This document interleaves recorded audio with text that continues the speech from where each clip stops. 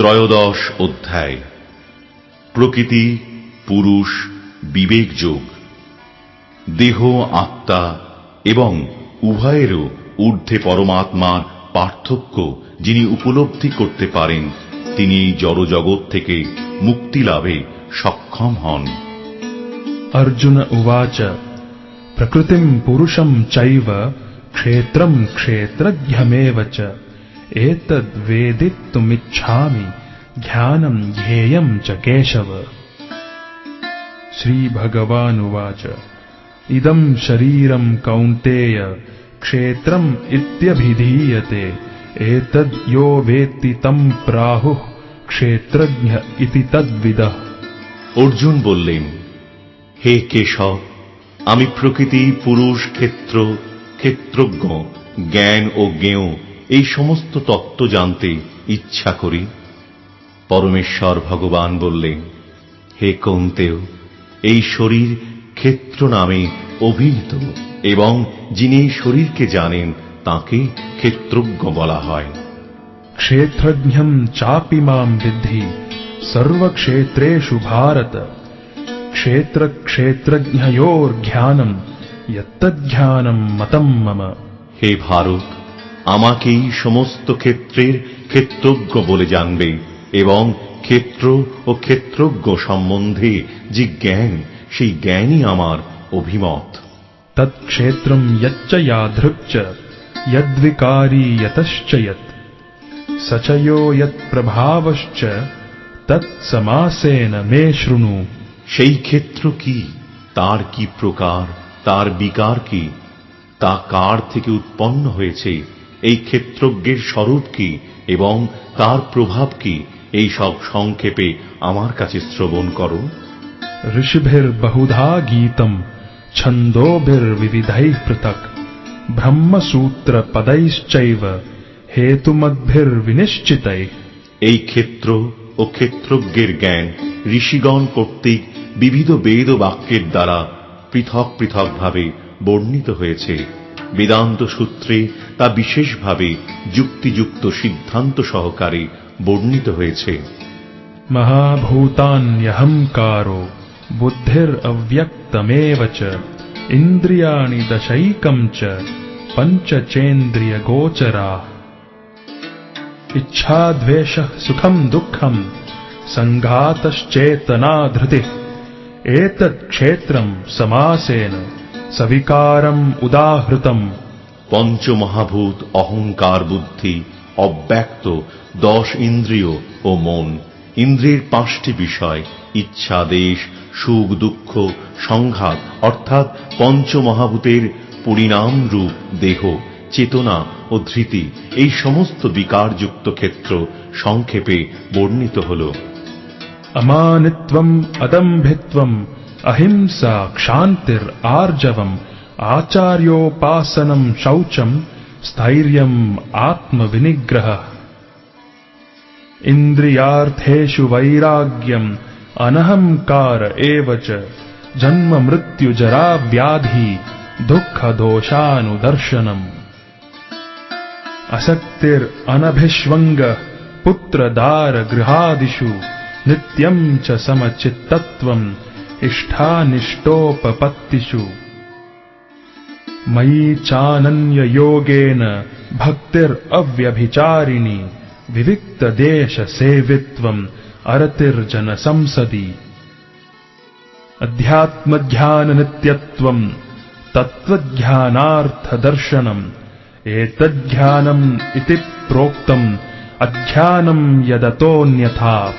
অমানিত্ব, দম্ভ, শূন্যতা, অহিংসা, সহিষ্ণুতা, সরলতা, সদ্গুরুর সেবা, শৌচ, স্থৈর্য, আত্মসংযম, ইন্দ্রিয় বিষয়ে বৈরাগ্য, অহংকার শূন্যতা, জন্ম মৃত্যু জরা ব্যাধি দুঃখ আদির দোষ দর্শন, স্ত্রী পুত্রাদিতে আসক্তি শূন্যতা, স্ত্রী পুত্রাদির সুখ দুঃখে ঔদাসীন্য, সর্বদা সমচিত্তত্ব, আমার প্রতি অনন্যা ও অব্যভিচারিণী ভক্তি, নির্জন স্থান প্রিয়তা, জনাকীর্ণ স্থানে অরুচি, অধ্যাত্ম জ্ঞানে নিত্যত্ব বুদ্ধি, এবং তত্ত্বজ্ঞানের প্রয়োজন অনুসন্ধান এই সমস্ত জ্ঞান বলে পতিত হয় এবং এর বিপরীত যা কিছু তা সবই অজ্ঞান। জ্ঞেয়ং যত্তৎ প্রবক্ষ্যামি যজ্ঞাত্বামৃতমশ্নুতে অনাদিমৎপরম ব্রহ্ম ন সত্তন্নাসদুচ্যতে। আমি এখন জ্ঞাতব্য বিষয় সম্বন্ধে বলবো, যা জেনে অমৃতত্ব লাভ হয়। সেই জ্ঞেয় বস্তু অনাদি এবং আমার আশ্রিত, তাকে বলা হয় ব্রহ্ম এবং তা কার্য ও কারণের অতীত। সর্বতঃ পানিপাদম তৎ সর্বতোক্ষিশিরোমুখম সর্বতঃ শ্রুতিমল্লোকে সর্বমাবৃত্য তিষ্ঠতি। তাঁর হস্তপদ চক্ষু মস্তক ও মুখ সর্বত্রই এবং তিনি সর্বত্রই কর্ণযুক্ত, জগতে সবকিছুতেই পরিব্যাপ্ত হয়ে তিনি বিরাজমান। সর্বেন্দ্রিয় গুণাভাসম সর্বেন্দ্রিয় বিবর্জিতম আসক্তম সর্বভৃচ্ছৈব নির্গুণম গুণভোক্তৃ চ। সেই পরমাত্মা সমস্ত ইন্দ্রিয়ের প্রকাশক, তবুও তিনি সমস্ত ইন্দ্রিয় বিবর্জিত। যদিও তিনি সকলের পালক, তবুও তিনি সম্পূর্ণ অনাসক্ত। তিনি প্রকৃতির গুণের অতীত, তবুও তিনি সমস্ত গুণের ঈশ্বর। বহিরন্তশ্চ ভূতানাম অচরম চরম এব চ সূক্ষ্মত্বাৎ তদ অবিজ্ঞেয়ম দূরস্থম চান্তিকে চ তৎ। সেই পরম তত্ত্ব সমস্ত ভূতের অন্তরে ও বাহিরে বর্তমান। তাঁর থেকেই সমস্ত চরাচর। অত্যন্ত সূক্ষ্মতা হেতু তিনি অবিজ্ঞেয়। যদিও তিনি বহুদূরে অবস্থিত, কিন্তু তবুও তিনি সকলের অত্যন্ত নিকটে। অবিভক্তম চ ভূতেষু বিভক্তম ইব চ স্থিতম ভূতভর্তৃ চ তজ্ঞেয়ম গ্রসিষ্ণু প্রভবিষ্ণু চ। পরমাত্মাকে যদিও সমস্ত ভূতে বিভক্ত রূপে বোধ হয়, কিন্তু তিনি অবিভক্ত। যদিও তিনি সর্বভূতের পালক, তবুও তাঁকে সংহারকর্তা ও সৃষ্টিকর্তা বলে জানবে। জ্যোতিষামপি তজ্জ্যোতিষ তমসঃ পরমুচ্যতে জ্ঞানম জ্ঞেয়ম জ্ঞানগম্যম হৃদি সর্বস্য বিষ্ঠিতম। তিনি সমস্ত জ্যোতিষ্কের পরম জ্যোতি। তাঁকে সমস্ত অন্ধকারের অতীত অব্যক্ত স্বরূপ বলা হয়। তিনি জ্ঞান, তিনি জ্ঞেয়, তিনি জ্ঞানগম্য, তিনি সকলের হৃদয়ে অবস্থিত। ইতি ক্ষেত্রম তথা জ্ঞানম জ্ঞেয়ম চোক্তম সমাসতঃ মদ্ভক্ত এতদ বিজ্ঞায় মদ্ভাবায়োপপদ্যতে। এইভাবেই ক্ষেত্র, জ্ঞান ও জ্ঞেয় এই তিনটি তত্ত্ব সংক্ষেপে বলা হল। আমার ভক্তই কেবল এই সমস্ত বিদিত হয়ে আমার ভাব লাভ করবে।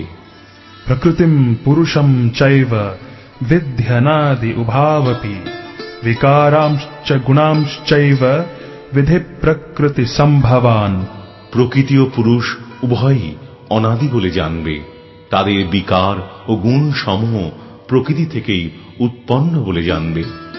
কার্যকারণ কর্তৃত্বে হেতু প্রকৃতির উচ্যতে পুরুষঃ সুখ দুঃখানাম ভোক্তৃত্বে হেতুরুচ্যতে।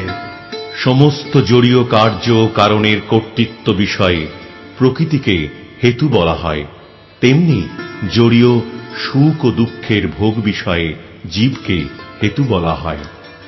পুরুষঃ প্রকৃতিস্থো হি ভুঙ্ক্তে প্রকৃতিজান গুণান কারণম গুণসঙ্গোস্য সদসদ্যোনি জন্মসু। জরা প্রকৃতিতে অবস্থিত হয়ে জীব প্রকৃতিজাত গুণসমূহ ভোগ করে। প্রকৃতির গুণের সঙ্গবশতই তার সৎ ও অসৎ যোনিসমূহে জন্ম হয়। উপদ্রষ্টানুমন্তা চ ভর্তা ভোক্তা মহেশ্বর পরমাত্মেতি চাপ্যুক্তো দেহেস্মিন পুরুষঃ পরঃ। এই শরীরে আর একজন পরম পুরুষ রয়েছেন, যিনি হচ্ছেন উপদ্রষ্টা, অনুমন্তা, ভর্তা, ভোক্তা, মহেশ্বর এবং তাঁকে পরমাত্মাও বলা হয়। य एवं वेत्ति पुरुषं प्रकृतिं च गुणैः सह सर्वथा वर्तमानोऽपि न स भूयोऽभिजायते। যিনি এভাবেই পুরুষকে এবং গুণাদিসহ জড়া প্রকৃতিকে অবগতন হন, তিনি জড়জগতে বর্তমান হয়েও পুনঃ পুনঃ জন্মগ্রহণ করেন না। ধ্যানেনাত্মনি পশ্যন্তি কেচিদাত্মনমাত্মনা অন্যে সাংখ্যেন যোগেন কর্মযোগেন চাপরে। কেউ কেউ পরমাত্মাকে অন্তরে ধ্যানের দ্বারা দর্শন করেন, কেউ সাংখ্য যোগের দ্বারা দর্শন করেন এবং অন্যেরা কর্মযোগের দ্বারা দর্শন করেন। অন্যে ত্বেবম অজানন্তঃ শ্রুত্বান্যেভ্য উপাসতে তেপি চাতি তরন্ত্যেব মৃত্যুম শ্রুতিপরায়ণাঃ। অন্য কেউ কেউ এভাবেই না জেনে অন্যদের কাছ থেকে শ্রবণ করে উপাসনা করেন, তারাও শ্রবণ পরায়ণ হয়ে মৃত্যুময় সংসার অতিক্রম করেন। यावत् सञ्जायते किञ्चित् सत्त्वं स्थावरजङ्गमं क्षेत्र क्षेत्रज्ञ संयोगात् तद्विद्धि भरतर्षभ। হে ভারত শ্রেষ্ঠ, স্থাবর ও জঙ্গম যা কিছু অস্তিত্ব আছে তা সর্বত্রই ক্ষেত্র ও ক্ষেত্রজ্ঞের সংযোগ থেকে উৎপন্ন হয়েছে বলে জানবে। समं सर्वेषु भूतेषु तिष्ठन्तं परमेश्वरं विनश्यत्स्व विनश्यन्तं यः पश्यति स पश्यति। যিনি সর্বভূতে সমানভাবে অবস্থিত, বিনাশশীল দেহের মধ্যেও অবিনাশী পরমাত্মাকে দর্শন করেন, তিনি যথার্থ দর্শন করেন। समं पश्यन् हि सर्वत्र समवस्थितमीश्वरं न हिनस्त्यात्मनात्मानं ततो याति परां गतिम्। যিনি সর্বত্র সমভাবে অবস্থিত পরমাত্মাকে দর্শন করেন, তিনি কখনো মনের দ্বারা নিজেকে অধঃপতিত করেন না, এভাবেই তিনি পরম গতি লাভ করেন। प्रकृत्यैव च कर्माणि क्रियमाणानि सर्वशः यः पश्यति तथात्मानं अकर्तारं स पश्यति। যিনি দর্শন করেন যে দেহের দ্বারা কৃত সমস্ত কর্মই প্রকৃতির দ্বারা সম্পাদিত হয় এবং আত্মা হচ্ছে অকর্তা, তিনিই যথাযথভাবে দর্শন করেন। यदा भूतपृथग्भावम् एकस्थम् अनुपश्यति तत एव च विस्तारं ब्रह्म सम्पद्यते तदा।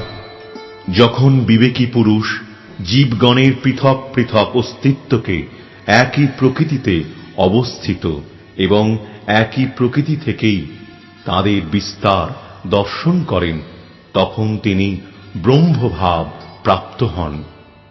अनादित्वान् निर्गुणत्वात् परमात्मायम् अव्ययः शरीरस्थोऽपि कौन्तेय न करोति न लिप्यते।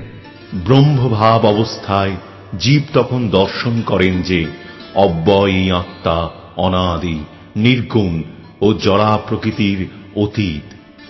হে কৌন্তেয়, জড়দেহে অবস্থান করলেও আত্মা কোনো কিছুই করে না এবং কোনো কিছুতেই লিপ্ত হয় না।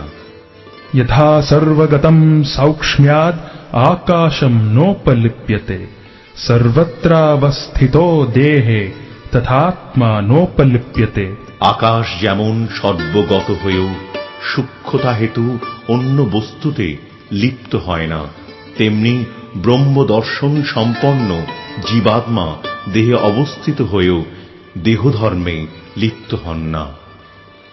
यथा प्रकाशयत्येकः कृत्स्नं लोकमिमं रविः क्षेत्रं क्षेत्री तथा कृत्स्नं प्रकाशयति भारत। হে ভারত, এক সূর্য যেমন সমগ্র জগৎকে প্রকাশ করে, সেই রকম ক্ষেত্রী আত্মাও সমগ্র ক্ষেত্রকে প্রকাশ করে। क्षेत्र क्षेत्रज्ञयोरेवम् अन्तरं ज्ञानचक्षुषा भूत प्रकृति मोक्षं च ये विदुर्यान्ति ते परम्। যারা এইভাবেই জ্ঞান চক্ষুর দ্বারা ক্ষেত্র ও ক্ষেত্রজ্ঞের পার্থক্য জানেন এবং জড়া প্রকৃতির বন্ধন থেকে জীবগণের মুক্তি হওয়ার পন্থা জানেন, তারা পরম গতি লাভ করেন।